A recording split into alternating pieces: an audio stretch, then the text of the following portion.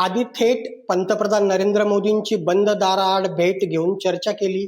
त्यानंतर लगेच जंतर मंतरवर जाऊन आंदोलन करणाऱ्या युवा नेत्यांशी संवाद साधला. दुसरीकडे देवेंद्र फडणवीस इतर विरोधकांचे कपडे फाडतात. शरद पवारांबद्दल मात्र मवाळ आणि आदराची भाषा वापरतात. हे सगळं योगायोग नक्कीच नाही. राजकारणात योगायोगाला जागा नसते, तिथे फक्त प्लॅनिंग असतं. मग प्रश्न पडतो, पवारांची पावले आता छुपेपणाने एनडीएच्या वाटेनं तर चालली आहेत का? आणि या सगळ्या मागे आपली कन्या सुप्रिया सुळे. शरद पवारांनी पंतप्रधान नरेंद्र मोदींची भेट घेतली आणि अधिकृतपणे सांगितलं गेलं की ही भेट महाराष्ट्रातील साखर कारखानदारी आणि शेतकऱ्यांच्या प्रश्नांवर होती. पण विचार करा, साखर कारखान्यांच्या प्रश्नांसाठी थेट पंतप्रधानांकडे जाण्याची गरज शरद पवारांना का वाटावी?